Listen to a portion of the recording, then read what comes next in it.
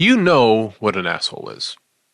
You've always known. Intrinsically, inherently, innately, all the ends. You know what an asshole is when you see one. Maybe it's clear from the moment you meet them, or maybe you realize they're an asshole slowly over time. Maybe you detect an air of assholery in a loved one during Thanksgiving dinner one year. Then you confirm it the next year. Nobody has ever had to define the term for you. Nobody has ever had to tell you how to use it, or who to consider an asshole and who not to consider one. You just know. And you've always known. See, it's our ability as a species to detect assholish behavior that sets us apart in the animal kingdom. Some say it was the opposable thumb. Some say it was the pores on our skin. Some say it was the walking upright thing. No. Humankind conquered this planet because of our ability to identify, isolate, and ultimately alienate asshole members of our species. That is what evolution is. That is what the project of society is. That is what the meaning of life is. It is to create a world free of assholes. Now we can argue over how we've all done at that as a species, but the drive is clear. You wake up every morning silently determined to limit your exposure to all forms of assholish behavior throughout your day. You're hyper aware of avoiding assholes on the road, on the way to work. You're hyper focused on not having to deal with too many assholes at work. Then you go to lunch, where you will often eat alone or with a small group of people who you are pretty sure aren't assholes. Then after work, you go home, you lock the door, and spend the rest of your day with the people you love, your spouse, who you are certain isn't an asshole, and your beloved children, who you work constantly every day to make non-assholes themselves. It's so simple. It's so ingrained in who we are. We've never even questioned it. And we've never needed a strict definition of the word asshole because that innate sense has been so honed over the millennia. But if you ask Google, they'll tell you that an asshole is a stupid, irritating, or contemptible person. But that's not really true, is it? I mean, someone can be stupid and not be an asshole. What if they're just stupid? Harmlessly, innocently, classically stupid. Hold on to something. Stupid people can be lovable and hilarious and generous and caring. They can be some of the most moral people in the world. Just being stupid does not make you an asshole. Now what about irritating? Well, sure, there are irritating assholes out there. Went to Saul B.A.E.'s restaurant, and my fiancé was not going to let that man feed me. But just because you're irritating doesn't make you an asshole either. I mean, if you have breakfast with someone and you hear them chewing, that's irritating, but it doesn't make them an asshole. People need to chew. And there are plenty of assholes out there who aren't irritating. I mean, Bill Cosby is a huge asshole, but he wasn't irritating. He was a welcome presence in millions of people's homes. And then what about the word contemptible? I mean, it's a little bit better, even though it's kind of like a 10-cent word for hateable, but do we always hate assholes? I mean, don't we sometimes kind of like them? I got you. There are assholes out there that many people love. Even after they've done something assholish over and over and over again, they stay loved. People even acknowledge that the person they love is an asshole, but that they still love them. Well, then I guess it's up to you guys, his friends. Or his friends, right? It's like that friend who's the asshole, but he's our asshole. Right. Well, he's our asshole, they'll say. So contemptible doesn't really work either. Any single definition of the word asshole is going to fall short because the term can be used in so many different ways. Asshole, you asshole. This guy's an asshole. Who is he? He's an asshole, sir. I know that. You run into assholes all day, you're the asshole. The ancient Romans had a word for it. Asshole. Am I wrong? You're not wrong, Walter. You're just an asshole. Pardon my French, but you're an asshole. You asshole. You asshole. 100 feet up to 1,300 feet. What an asshole. He's an asshole. Balls, asshole! Stop breaking the law, asshole! You're all a bunch of f***ing assholes. Asshole. Asshole. Asshole. Asshole. Hey, asshole! Asshole. Aschenlocher. Asshole! Assholes! Asshole. Asshole! Hassle. When said incorrectly, it sounds like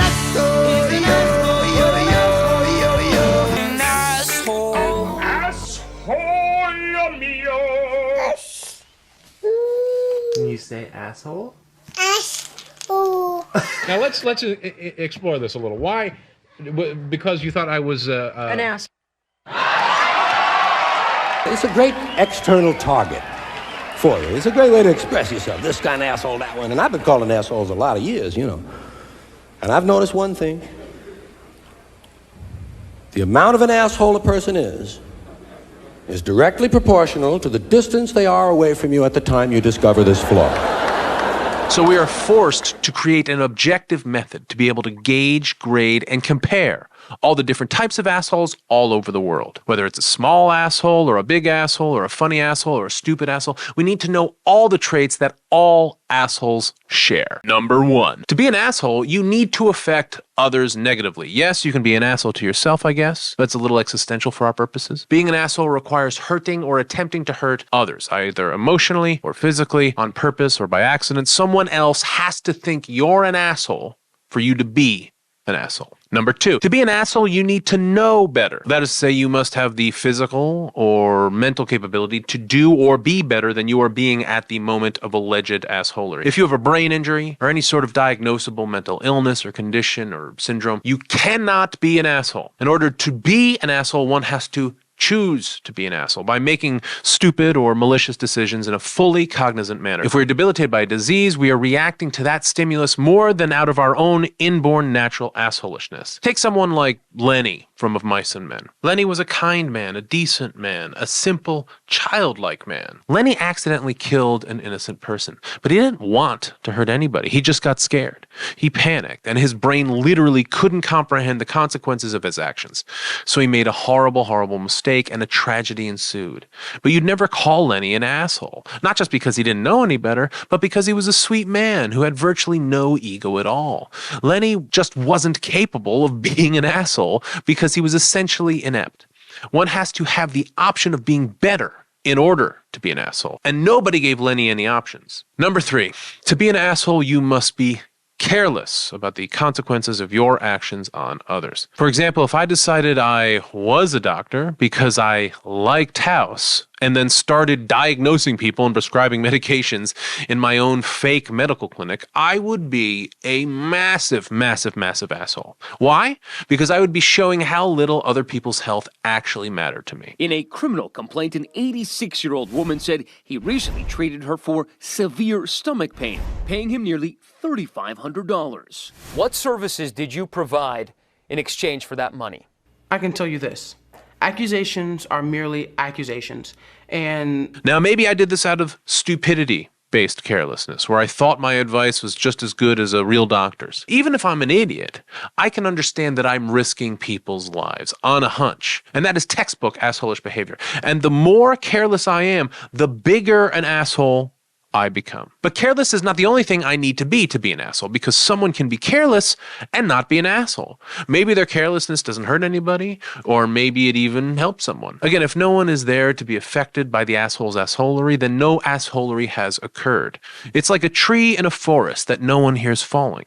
It doesn't make a sound. In order to truly be an asshole, a pure asshole, you need to also be narcissistic. To be an asshole, you must be selfish. An asshole is ultimately looking out for themselves. They care about number 1. And frankly, that's all of us sometimes, right? Not always. But we've all done assholish stuff in our lives. You could argue the video I'm doing right now is the act of an asshole. And when I look back on the other assholish things I've done in my life, and maybe when you look back on the assholish stuff you've done in yours, maybe we could all admit that it was probably our egos that got us there. Assholishness is an act of ego. A lazy person can be an asshole, and a hardworking person can be an asshole. A tyrant can be an asshole, and a chef can be an asshole, and a thief can be an asshole, and a bad parent can be an asshole. Why? Well, because they're all just focused on themselves. And the more narcissistic they are, the bigger of an asshole they become. But actually, let's look at a real example. I knew years ago, as did many people, that James Corden is an asshole. He's funny, he's cherubic, he's cute, he's smart, he's talented and hardworking. Yet somehow, my asshole dar would go off wildly anytime I saw anything with him in it. But it was way, way before he did anything publicly wrong. So if I called him an asshole back in the day, people would have defended him. Corden became known as an asshole when his narcissism was reportedly affecting other people. He was an asshole at a fancy restaurant. He was an asshole on a plane. He was an asshole on set. He was an asshole whenever he thought he had a moment of privacy. Ellen, too.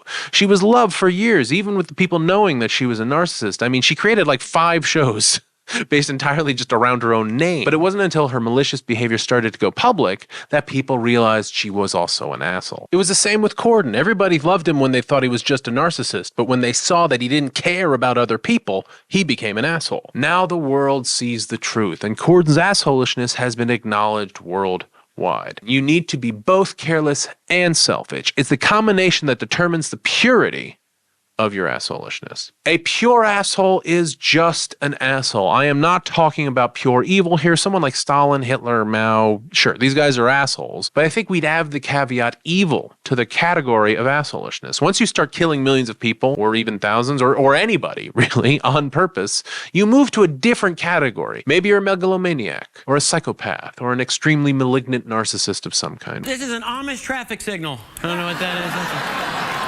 I thought of that one when I was writing that one. Whatever you aren't sane. And so you kind of fall into the same category as a mentally challenged person like John Malkovich. Stalin didn't have a mental disability per se, but his brain was malfunctioning. So he should really be categorized as an evil asshole or a crazy asshole probably, or some other kind of adjective before asshole that expresses the gravity of his crimes and horribleness. Mr. President, we just received word. Apparently, Joseph Stalin killed over 9 million of his own citizens. Asshole. Just calling him an asshole falls a little short, doesn't it? So a pure asshole falls somewhere in this zone. They are smart enough to know better, but they don't. And they are moral enough to be better, but they're not. The purer the asshole, the more of each of these attributes they will show, leading us all the way up to the pure, irredeemable asshole. But let's not get ahead of ourselves. Let's first learn about the lower levels of assholery, and then we'll get to the big boys. Level 1. The everyday asshole. At the lowest level, which basically accounts for everything up until number 4, at least on this chart, is the everyday, everybody asshole that we have all been before at least a few times in our life. Everybody has done some assholing in their time. But these are generally smaller things like cheating on your taxes, lying about your weight, laughing at something maybe you shouldn't have. Small stuff. Doesn't really hurt anybody too badly. Maybe it's annoying, or it hurts someone's feelings or trust in you a little bit, or it hurts your reputation a bit. But it isn't really bad. It affects others but negligibly. Level 2. This is the kinda category. On the careless side of things, we have behaviors like ignoring important responsibilities, being full of shit, lecturing others when you don't know what you're talking about. This video, again, perfect example of that. On the other side, on the narcissism side, we have things like theft, basic ignorance, hypocrisy. Take someone like comedian Shane Gillis. Well, Shane Gillis is kind of an asshole. Specifically, is kind of a selfish, narcissistic asshole. Here he is yelling at Andrew Schultz for enjoying a viral TikTok of a young man with Down syndrome dancing. Down syndrome dudes love TikTok. Oh my God. So my guy's nice. By the way, that's wild. These guys are awesome. Yeah. They're having fun. Yeah. For you guys to sit here and be like, wait a minute. Let's bring it up and mock them. That's up, dude. That's a dude. We're mocking by using them as an insult. We're using you. So you're insulting them by saying I look like them? Or you're insulting me by saying I look like them? This is you back in your victim thing. No, I'm not being a victim. I'm saying the jokes you're doing is not, it's not like... It's not PC? That's not cool. And now here Shane is making essentially the same joke on SNL a few weeks ago. Talk about my family. I'll tell you this. I don't know if you guys, if you can tell by looking at me, but I do have family members with Down syndrome. It almost got me. I dodged it, but it nicked me. My niece has Down syndrome, and I thought that was going to get a bigger laugh. I would say when my niece is probably in like 5th, 6th grade, out at recess, and some white kids out there like, hey, you're not allowed to play with us, you're retarded.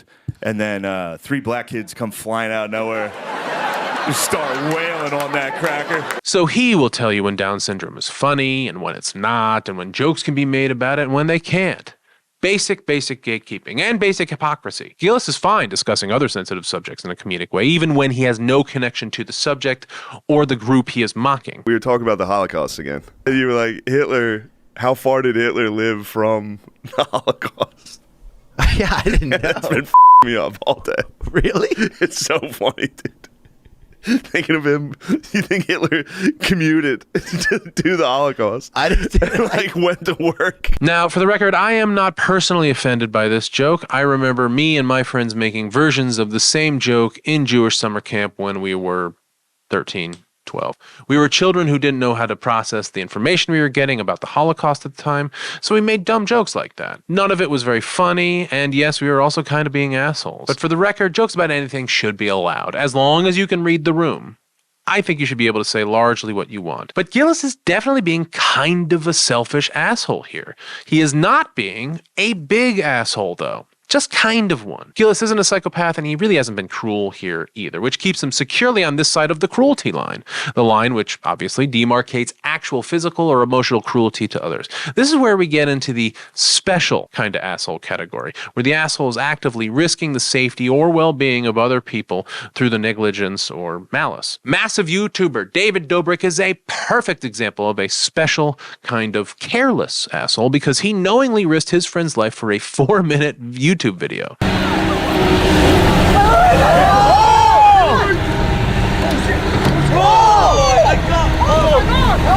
I mean, this was a stupid, selfish, cruel, giant avoidable mistake. It cost a man one of his eyes and a lot of pain, a lot of recovery. It cost David Dobrik millions of dollars, along with some of his fame, followers, and that sweet, sweet trust that people used to have in him. It changed his career. It hurt his reputation. But David Dobrik is not a stupid man. He was just being an asshole. On the other side, a special kind of narcissistic asshole might be someone like Saul Goodman. No, it's fine. It's just that you're whispering. I'm at the opera. Oh, what opera? Magic flute. He lies, he cheats, he steals, he threatens people with violence, commits some violence in some cases, but stops generally short of murder, though he's certainly willing to profit from murder. Now, people would say that Saul Goodman wasn't careless, so how could he be an asshole? Saul's assholery is a solid 7 on the narcissism side, which puts him in the special kind of zone, but his carelessness is only a 4 or 5, so that means he leans a little further away from the purity line. I mean, he's going to spend the rest of his life in jail, he destroyed his own life, the lives of those he loved, those who loved him, but he also legitimately cared about people. He had so many opportunities to change for the better, to stop screwing other people over. He was smart, but he was too stupid to know it. That's why, in your heart, you may love him, but you also know that Saul Goodman was an asshole. But now everyone under this line is redeemable. This is the redeemable point here. Up until this point, assholery has been something we do. We can always come back, even Saul. We can always change and redeem ourselves. Beyond this point, however, we're talking about irredeemable assholes. That is where the asshole has done something at least once that is so egregious, it is essentially unforgivable in asshole terms. This is where you now are officially an asshole, before you are anything else. There are many irredeemable assholes in the world. Take someone like Captain Edward Smith of the Titanic. Someone might say, oh, he was a captain who was an asshole. No. He was an asshole who did some captaining. Smith knew he was leading the Titanic into iceberg-infested waters, but he did it anyway, because he thought that the Titanic's 1-inch steel hull could withstand any impact. Now, I've seen Hedwig, and I know what an angry inch can do, but still, you don't drive your new boat into a whole bunch of ice. That's a basic rule, or at least it is now. Smith knew he was risking thousands of people's lives for the glorification of his own ego, and he did it anyway. He was being supremely narcissistic, but he was also being supremely stupid and careless at the time. His narcissism and carelessness became one, congealing into a perfect storm of roiling, whirling up. Smith killed 1,500 people. That's unforgivable. That's irredeemable. But it doesn't quite put him into the evil category because he wasn't acting out of wrath or malice or hate. He was acting out of assholishness. Need another example? Take Stockton Rush, the captain of the Titan submersible, a submersible designed to take tourists 12,000 feet underwater to go look at the wreck of the Titanic. Sort of don't like the term tours. This is really about exploration. It's an expedition to survey the wreck. And we have a number of individuals that can come out as mission specialists. Then the price is $105,129 per person. Then put them in a carbon fiber hull designed to contain pressure, not withstand it. Then he took them on an 8-hour bathroomless plummet into the darkest, deepest, most dangerous environment we have on the planet. He used an Xbox controller as a steering wheel and some Home Depot metal bars as ballast. And he ignored every expert in the submersible community that correctly predicted that he'd kill both himself himself and his passengers if he kept going down in the same damn sub. You co-wrote a letter, along with the Marine Technology Society, to Stockton Rush 5 years ago, stating that you and the others were worried that OceanGate's experimental approach could lead to catastrophic outcomes. OceanGate decided not to go with codes and standards, did not go with classification societies.